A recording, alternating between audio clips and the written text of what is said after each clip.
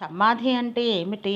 ఈ మధ్యాహ్నం భగవాన్ భక్తులతో ఇష్టాగోష్ఠిగా అనేక విషయాలు మాట్లాడుతూ, మధ్య మధ్య ఆధ్యాత్మిక బోధ చేస్తూ చాలా పొద్దు గడిపారు. ఏనుగు విసుగు విరామం లేకుండా మాట్లాడడం చూసి కొత్తగా వచ్చిన పాంధులు ఒకరు లేచి, భగవాన్ తామెప్పుడు సమాధిలోకి వెళ్తారు అని ప్రశ్నించారు. భక్తులంతా పక్కున నవ్వారు. భగవంతులకు కూడా నవ్వు వచ్చింది. రవంత తాళి, ఓహో, అదా నీ సందేహం, సరే చెబుతాను, కానీ అసలు సమాధి అంటే ఏమిటి? ఎక్కడికి పోవాలి? కొండ మీదికా, గుహలోకా, ఆకాశం మీదికా? సమాధి అంటే ఎలా ఉండాలి, ఏమిటి చెప్పమన్నారు భగవాన్. పాపం అతడేమీ చెప్పలేక చతికిలపడి కొంతసేపు పలకకుండా ఉండి, ఇంద్రియ సంచలనం అణిగితే కానీ సమాధి కాదంటారే, ఆ సమాధిలోకి తామెప్పుడు దయచేస్తారని అడిగానన్నాడు. అది సమాచారం. ఏమిరా ఈ స్వామి ఎప్పుడూ మాట్లాడుతూనే ఉంటాడే, ఈయన ఏమి జ్ఞాని అని వారి ఉద్దేశం.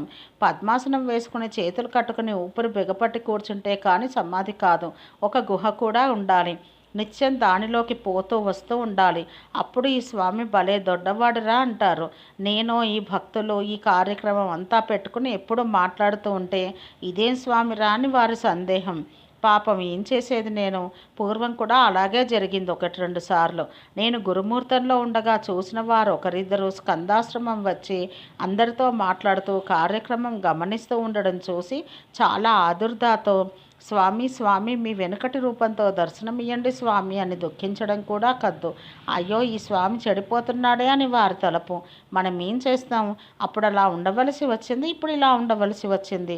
ఏ కాలానికి ఎలా నడవాలో అలా నడుస్తుంది. కానీ వీరి దృష్టికి అన్నం తినకుండాను మాట్లాడకుండాను ఉంటే చాలు, స్వామిత్వం వచ్చేస్తుంది. లోకం ఇదే భ్రమలో పడతారు అన్నారు భగవాన్.